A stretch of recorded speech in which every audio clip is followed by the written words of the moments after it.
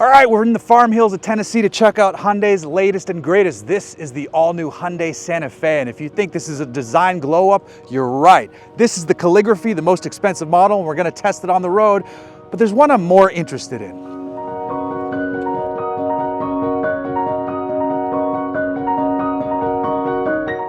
Before we jump into driving, let's walk through the stats.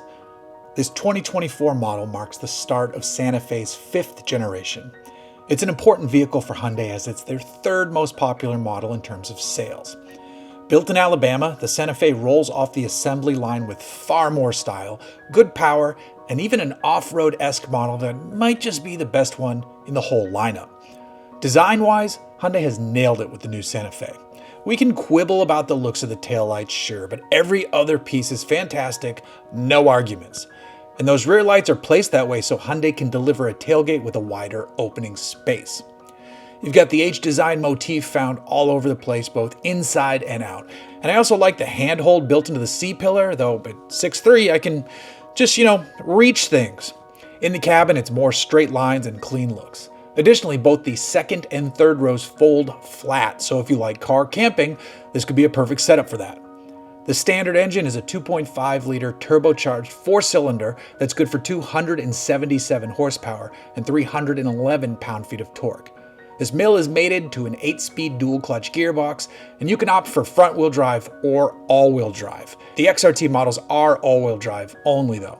There's a hybrid version coming that employs a 1.6-liter turbo and electric bits, but that one only makes 232 horsepower, and I haven't driven it. The base model is the SE, which is gas only and starts in the mid $30,000 range. The top spec is the calligraphy, which swaps in captain's chairs for the second row and typically lands just under 50 grand. Oddly, you can only get the captain's chairs on the calligraphy, which is kind of a bummer. Regardless, the calligraphy is the one in which I spent the most time. And I have to say, it's super smooth, incredibly quiet, and rather lovely to spend a day with. The seats are comfortable. Hyundai is finally better about wireless phone mirroring systems, and the Santa Fe packs a lot of stuff into a vehicle in the mid to high $40,000 range. But this isn't the one I'm most interested in. So the real reason we're here is to drive this one. This is the XRT version of the new Santa Fe. XRT is their off-road focused or more off-road oriented version of the Santa Fe family. And basically, they've done slightly different tuning to the stability control. There's some fine tuning with the suspension, and you also get 18-inch wheels with all-terrain tires. The result is a vehicle that is more off-road capable than the standard Santa Fe, but this isn't a Range Rover, though it does have the ability to lock what I'm assuming is the center differential. Hold it right there. I don't know why I said center differential. There's no differential in here. What this has is a clutch-based system, and when the clutches are locked up, it basically tells the rear axle to target the same speed as the front axle. Additionally, those clutches can move torque around as needed, and it's tuned in a way to give you the best performance, or what Hyundai deems the best performance off-road. So when you hit 4-wheel drive lock, it tells it you want torque to be a priority, where it's needed, when it's needed, and that's basically what the system's doing, and it's doing it through clutches. In this all-wheel drive system, there's no transfer case here, but there is 277 horsepower, there's 311 pound-feet of torque, and you got an 8-speed dual-clutch gearbox. The gauge cluster in this version looks better. I don't know if I can change the standard one to this. This one looks way cooler, but it's also comfortable. On the road, in the regular Santa Fe, granted we were in the really nice calligraphy, but that should ride the worst since it has the 21-inch wheels, but it was super quiet on the road and it was super comfortable. These seats are excellent. This is a really nicely built vehicle, and this is an easy part of the course, but we're about to get into some more demanding stuff as we are about to climb this hill. Let's see. Oh, it says press 4-wheel drive lock here, so let's do that. Do you just press it? Let's see. Make life easy. Yeah. All right, it's locked. Okay, that's easy. I also have traction control off because it's pretty steep. Let's see how this does. I mean, it's having no issues.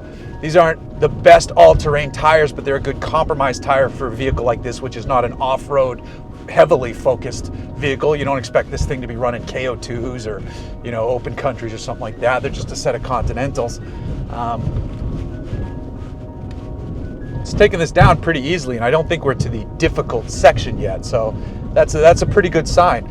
The interior is really nicely done. The outside looks good. Yeah, everybody's gonna have their issue with the look of those taillights, but they were placed there so that they could make the tailgate opening wider. So there is actually a functional reason for it, not just to give it that poopy butt look. But every other bit of this from a design point of view, I'm a pretty big fan of. I think this thing looks good. Hyundai calls it modern classic, and I get what they're saying. A lot of times when you hear designers speak, it's like flowery and kind of ridiculous marketing terms mixed with artsy terms, and it's usually just a bit too much for me. Here, modern classic meets modern is a perfect way to describe this.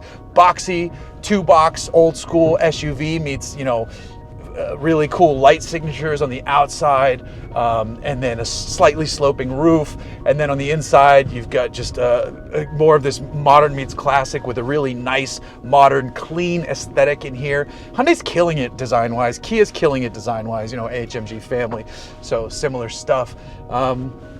This is a really nice vehicle, and I think it's a really nice vehicle that you can get for under $50,000, which is an important distinction in today's market, with the average transaction price at $48,000.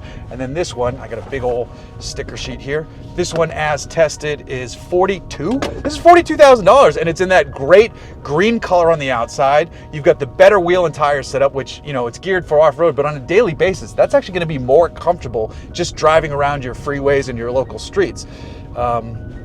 So maybe the XRT is the one to have here. Normally with a Hyundai product, I say go SEL. That's usually because you get a few things better than the base without because calligraphy is too much. It's over the top. But this XRT, not just because I like off-road things, this one might be the one to get because you're gonna have a better ride, and all-wheel drive standard. It's gas engine only because there is a hybrid version of this coming out in a month or so. With less power. It's like 232 horsepower. It's the one to get for some fuel economy, but it's not like if you're buying a Hyundai Santa Fe, I don't think you care about fuel economy. I'm pleasantly impressed. I knew I was going to like the Santa Fe just from the design point of view, inside and out, but then it's nice that the driving dynamics are nice too. The steering, Hyundai back in the day used to make these real rubber bandy feeling electric power steering tunings. They've gotten much better at it, and there's proper heft here without feeling overly fake hefty.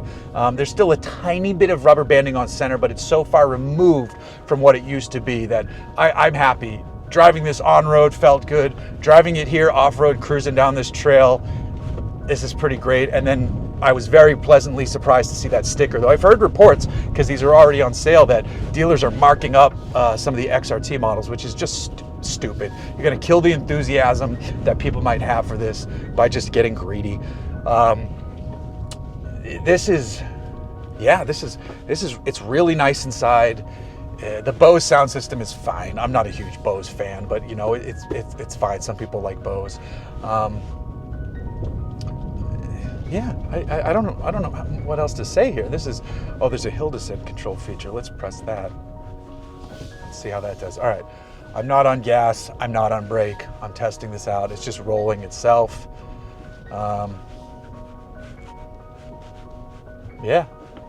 If I give it gas, will it disengage? It flashed at me. Okay, maybe it needs to slow down more. Let's see, we got a bit of a big whoop here. That works really well. It's really smooth. It's not herky-jerky at all. That's a good sign. I'm going to press it to turn it off so that I can go.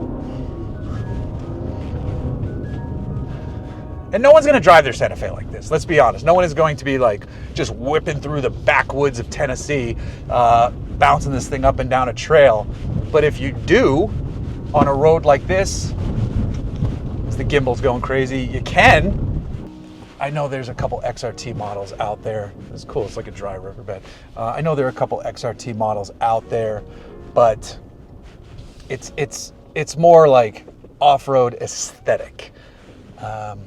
That said, adding a button to lock the center is very cool. Giving it actual all-terrain tires is very cool. There's also additional cooling on the XRT model so that it boosts the tow rating from 3,500 pounds to 4,500 pounds, which is another bonus reason for getting the XRT. It's got the different cooling vents in the snout, which you can kind of see if you're just looking at it, other than just being able to tell from those 18s and the ATs at all four corners. There goes my face in the gimbal. Oh, we're gonna be a little bit of mud here. Slide this puppy around. This is good. I'm gonna do this course again later with a view going out the front, or ask them if they got B-roll of this so you can see what we're driving through, because you're just watching it going like, oh, I just see your gimbal moving. But yeah, this is more than I would have expected them to put these through, and that's a very good sign, because the customer, I don't see you doing this. Not that I'm on the damn Rubicon or something like that, but again, this is more than I would have thought they would have put us on, and that makes me happy, and I'm even happier that it's doing it, and it's pretty comfortable doing it.